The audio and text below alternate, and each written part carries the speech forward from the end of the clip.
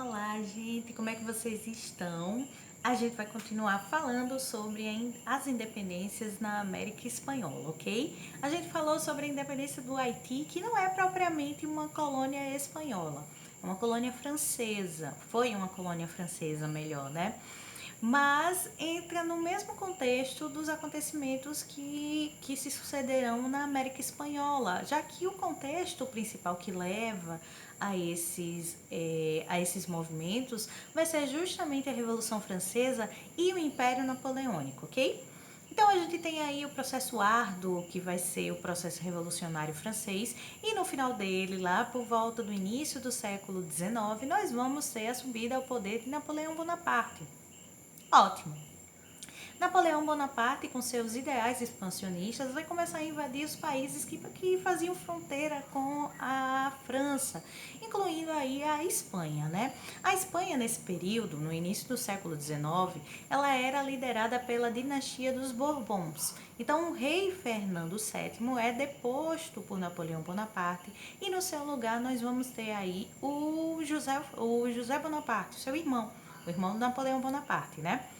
Pois bem, isso não quer dizer que dentro da França as pessoas vão aceitar a partir daí uma coisa do jeito mais calmo, né? Não, na verdade, isso vai criar uma série de movimentos nacionalistas na Espanha e isso vai, de certa forma, também influenciar aqui na América, né? Pois bem, nesses eventos aí da invasão de Napoleão Bonaparte, a gente vai ter a criação da Carta de Cádiz. A Carta de Cádiz foi uma carta de tradição liberal, na verdade não é bem tradição a palavra que eu quero usar, né? De inspiração liberal, a inspiração no iluminismo, e que foi criada justamente com o intuito de, além de defender a volta do rei ao trono, estabelecer algumas medidas ali liberais, como por exemplo a ideia de divisão do poder, por exemplo, né? A ideia de uma liberdade econômica. Pois bem, todos esses eventos acabam caindo aqui como uma bomba. Primeiro, José Bonaparte estava muito mais ocupado tentando conter os revoltosos do que necessariamente prestando atenção às colônias. Segundo, as colônias nesse período começam então a ter uma certa autonomia. Lembre-se que ainda no século XVIII a gente tem aquele contexto de sistema colonial que a gente discutiu assim de forma exaustiva no ano passado. Como vocês sabem, no sistema colonial você tem uma colônia e você tem uma metrópole. Essa metrópole exerce um poder sobre essa colônia. Assim era a relação das colônias espanholas com a Espanha. Mas com José Bonaparte, essas colônias espanholas começam a, de certa forma, aproveitar uma certa liberdade que elas não tinham algumas décadas atrás, né? Então, liberdades como o quê? Comercializar com os países que eles queriam, que essas colônias queriam, estabelecer contatos comerciais livres, sem necessidade de passar pela Espanha, sem necessidade de pedir permissão para o governo espanhol. Nós vamos ter aí também uma certa autonomia entre os grupos sociais, né? E principalmente o fortalecimento de um grupo social em específico. Nós temos aí, a gente falou isso ano passado também de forma bastante exaustiva, nas colônias espanholas a gente vai ter patamares sociais e nos patamares mais altos nós vamos encontrar dois grupos, né? De um lado nós vamos ter os criolhos, que eram pessoas ricas realmente, né? Que detinham o poder principalmente na mineração e na agricultura e algumas em atividades comerciais, mas eles não tinham participação na política dessas colônias, porque eles não eram os chapetones. Os chapetones eram espanhóis vindos diretamente da metrópole para as colônias para exercer os poderes administrativos, né, atividades administrativas. Então eram eles que ocupavam cargos, por exemplo, de vice-reis, de governadores, deixa eu ver, de juízes, prefeitos, que seja. Eles que exerciam essas atividades.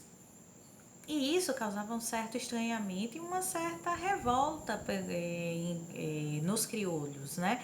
Então, quando todo esse contexto na Espanha começa a acontecer, é nesse momento que os crioulos começam a perceber que aquela é a hora de fazer, de quebrar os laços com a colônia, né? Obviamente que isso vai também vai passar por um processo, né? Com a Carta de Cádiz, a Carta de Cádiz, as revoltas dos grupos que eram contra a presença de José Bonaparte, a monarquia de Cádiz sendo estabelecida pelo rei e com seus apoiadores na cidade, a cidade de Cádiz, não, perdão, gente, eu tô falando Cádiz, é uma mania minha falar Cádiz, mas é Cádiz, certo? Na cidade de Cádiz. Então, é por isso que o nome da carta é Carta de Cádiz, certo? Porque foi estabelecida ali uma monarquia nessa cidade.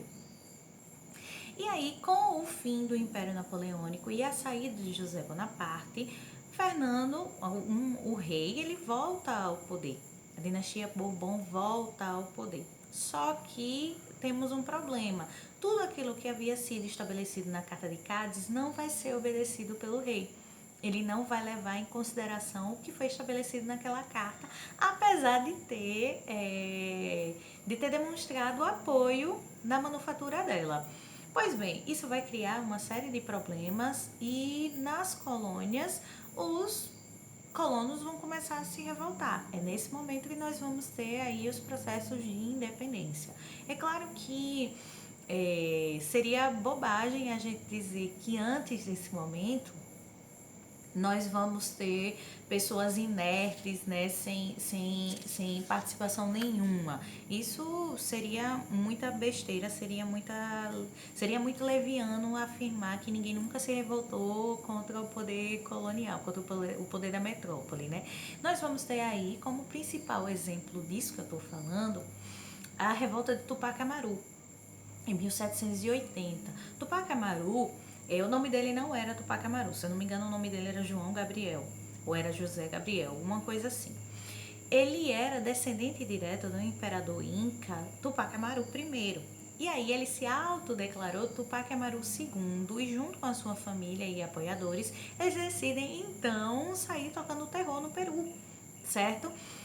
Só que eles não, justamente por causa da violência com que eles exercem esse movimento, que eles tomam, tomam não, na verdade, a violência que eles decidem, a violência com que eles decidem fazer esse movimento, faz com que a elite crioula não queira apoiar de forma alguma esse movimento. Consequentemente, depois de algum tempo, Tupac Amaru II é preso e é executado, ele, a esposa e os apoiadores, e todos os crioulos começam a tomar um cuidado muito grande em relação a essa coisa do apoio popular. Logo depois disso, a gente vai ter aí a independência do Haiti, em 1791. Então, você imagine como os crioulos estavam com literalmente não passava o sinal de Wi-Fi, né, para vocês verem como eles estavam com medo. Então, a gente tinha tido em 1780 Tupac Amaru, que tinha sido extremamente violento na sua revolta, e aí em 1791 a gente tem a independência do Haiti. Então, aqueles criolhos, quando eles começam a perceber que a participação popular talvez não mantenha todos os privilégios que eles já têm, eles decidem fazer os movimentos, fazer os processos de independência sem a participação popular, certo? Então eu vou ler para vocês, tá até no livro de vocês, se vocês quiserem acompanhar, isso vai estar na página 317, um trecho, um excerto de um texto que fala sobre a revolta de Tupac Amaru, né? Eu vou tentar ler sem baixar a cabeça, tentando olhar para vocês, como a gente faz na sala de aula, né? Então vamos lá, página 317 para quem quiser acompanhar, né? Diante do colonialismo espanhol e da aristocracia branca, Tupac Amaru propôs um programa que se pode resumir em 3 pontos centrais: a expulsão dos espanhóis com a abolição de toda a sua organização administrativa, a restituição do Império Incaico, que deveria ser restaurado, tendo à frente os descendentes da aristocracia inca, no caso próprio Tupac Amaru, né, gente? a introdução de transformações substantivas na estrutura econômica, entre elas a supressão da mita indígena e a liberdade de comércio. Quem lembra, a mita, gente, era uma das formas de exercer a exploração do trabalho dos indígenas, que se referia àquela ideia de que eles tinham que trabalhar obrigatoriamente para os colonizadores, assim como eles faziam para os imperadores incas, né? Existia uma parte do ano que eles trabalhavam de forma voluntária e obrigatória. Não, voluntária e obrigatória são duas ideias até contraditórias, né? Mas eles eram obrigados a trabalhar, né? E aí, continuando o texto, mas a Revolução Indígena ultrapassou os objetivos inicialmente propostos por seu líder. Ao lado da proclamação de Tupac Amaru como rei, as massas camponesas destruíram as propriedades espanholas e todos os símbolos da dominação. Então você imagine como os crioulos devem ter ficado assustadíssimos vendo aquela quantidade de camponeses invadindo as suas terras e destruindo tudo, né? A gente já consegue fazer esse parâmetro com a Revolução Haitiana.